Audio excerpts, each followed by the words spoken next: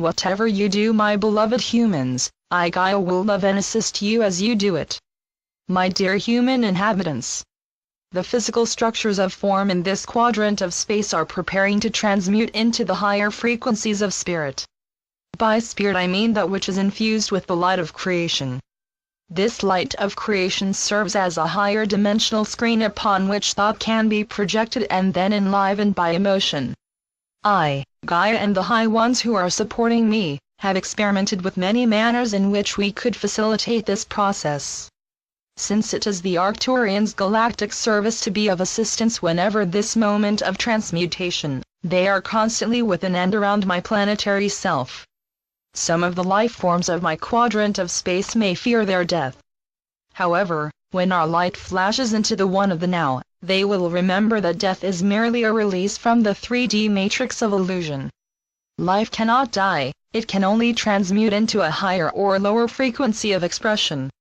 Some humans are still attached to the reality they have known as real for myriad incarnations. Therefore, they may resist the process of planetary transmutation in any manner that they can. It is this power of resistance that creates a waver in the energy field of transmutation to stall the event in a manner that can create frozen moments of lower frequencies in the 3D matrix.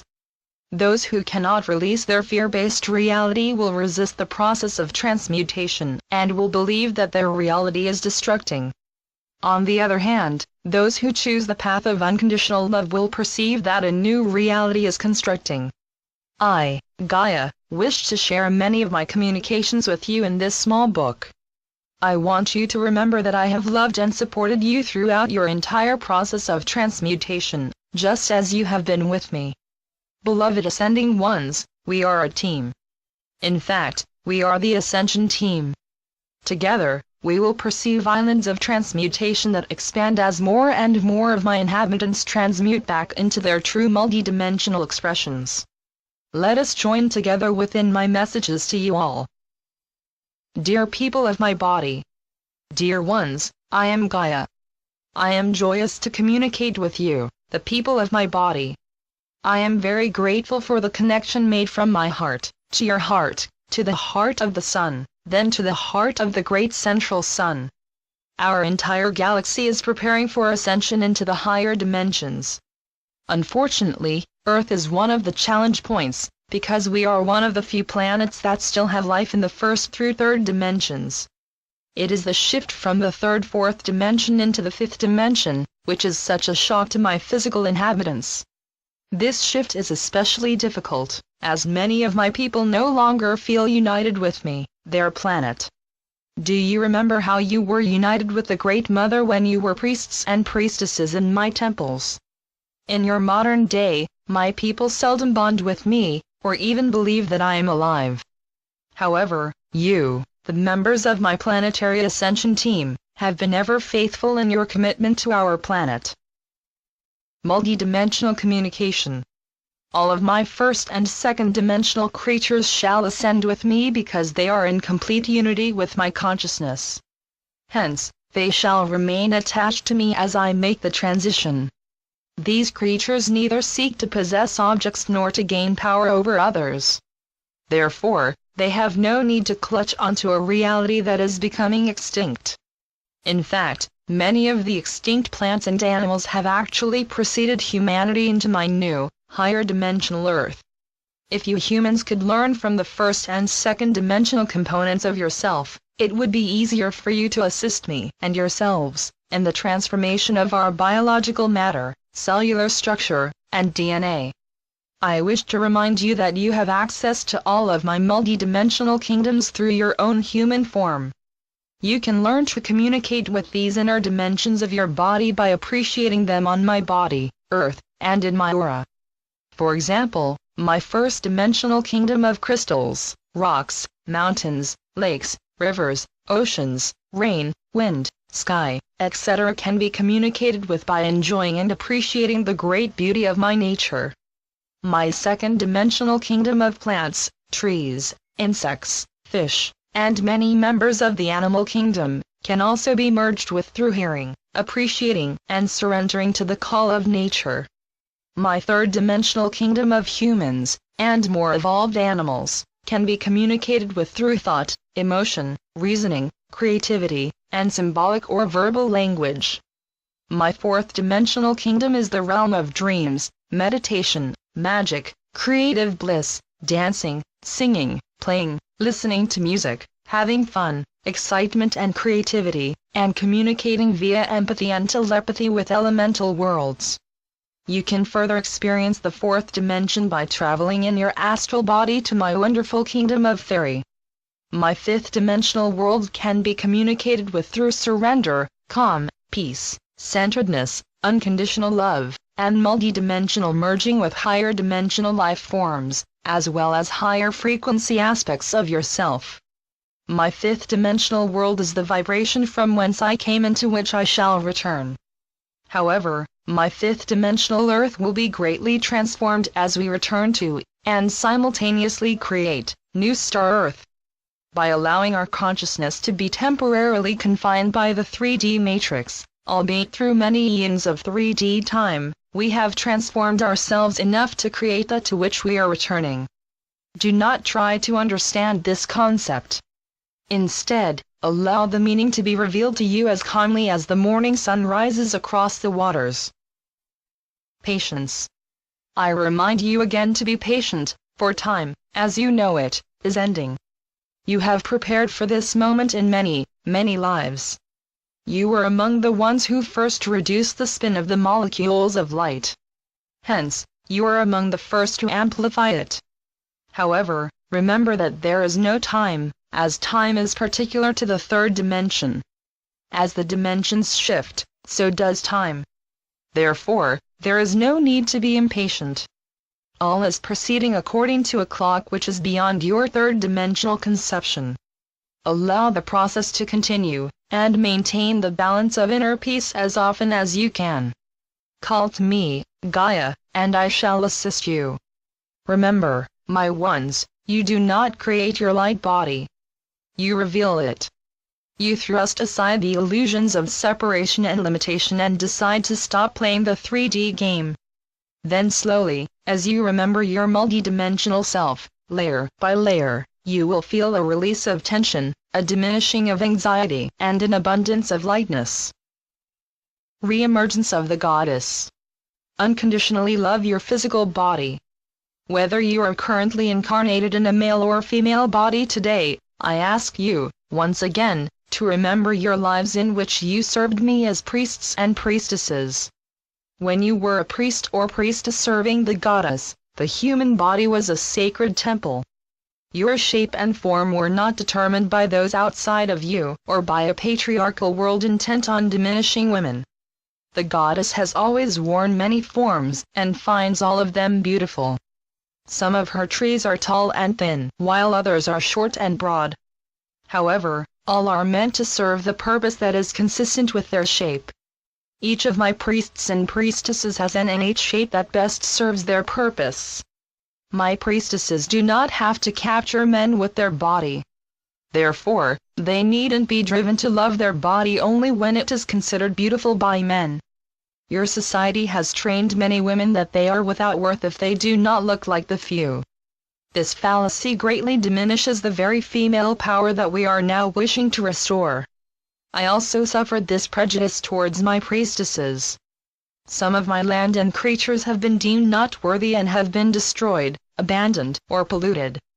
I love all that which holds form within my consciousness, as much as I love the spirit which ignites that form into life. The mystical marriage. As the goddess energy is revitalized on my planet, masculine and feminine polarities will merge in the mystical marriage. Then women will feel their inner male and men will feel their inner female. Furthermore, this merging of the god and goddess energy within your physical earth vessels will activate your inner divine child, who will mature into your divine adult. Know that the form that your self wears, your current earth vessel, is the physical temple of your spirit. Unconditionally love your temple as you unconditionally love your spirit self. See, hear, and feel the life within all form, and love it unconditionally. I ask those of you now incarnated in a male form to also remember the female essence that lives within you. In that manner, you can again honor the goddess without feeling that you are somehow compromising yourself. As both priests and priestesses return to light body, the mystical marriage of male and female will merge your gender polarities into the oneness of the higher worlds. Clock setters. You, my dear people who have awakened to your unity with all life, know that I, Gaia, am alive.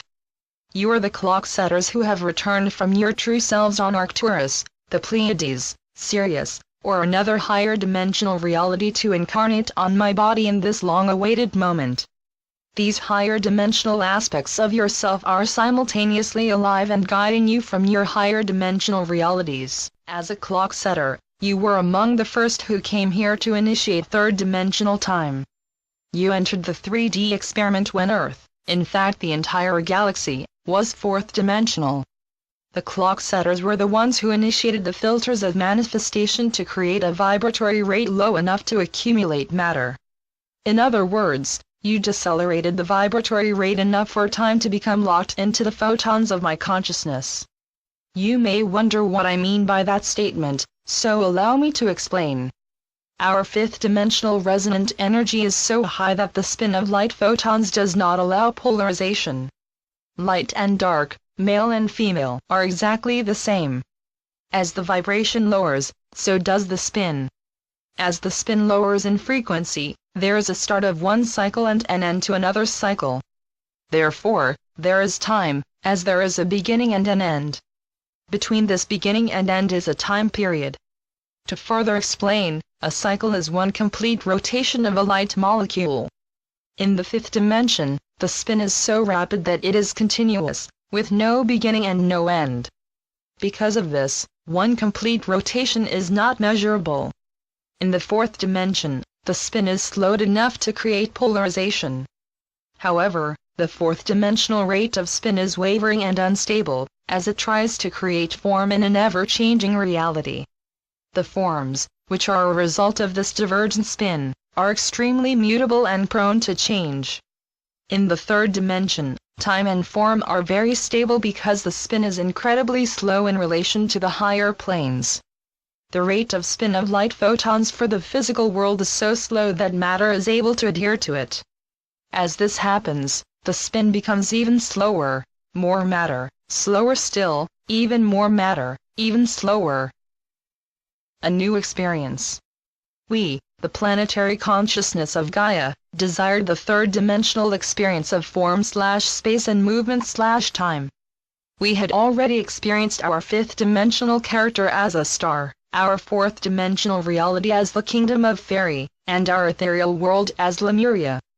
At the time of Atlantis, our vibration was of the lower fourth dimension, but it quickly fell to the third dimension after Atlantis's demise. We, the manifested components of Gaia's consciousness, wanted to have a different perception. Therefore, we decided to allow ourselves to be lowered into the third dimension in order to gather new experiences. We wanted to see if spirit could be maintained in such a low-frequency form. We, the beings who are Gaia, are unique in our decision to create and inhabit life on a third-dimensional planet. Many third-dimensional planets did not make that choice. The clock setters lived in the final days of the Mayan civilization, just before the last evacuation of the Mayan founders to their homeworlds. These Mayan elders calibrated Earth's clock to enter into the photon belt at this time. It is the entry into the higher frequency light of the photon belt that will activate the commencement of planetary ascension in 2012. Tenets of creation. As I said earlier, Earth has been a challenging point, a cornerstone, for the ascension of this galaxy, as it carries third-dimensional life. Because of the fear of my planet's inhabitants, the planetary frequency is lower than much of our galaxy. All the beings of the planet Earth, myself included, have taken on a great trial in that we are the planet of emotion. The emotions of rage and terror lowers the planetary vibration, whereas the emotions of bliss and spiritual love raises the planetary vibration. You, the brave souls who have incarnated on my body, Know that it is quite difficult to remember your fifth-dimensional light body after you've experienced many lives of third-dimensional emotion. It is also complicated to raise your vibration because life in the third dimension creates an addiction to the reward of physical, sensate pleasures. This addiction is amplified by your need for comfort due to the many fears and sorrows of physical life. Furthermore, the social pressure to excel in the eyes of others creates a need for outside reward and the social status of possessions.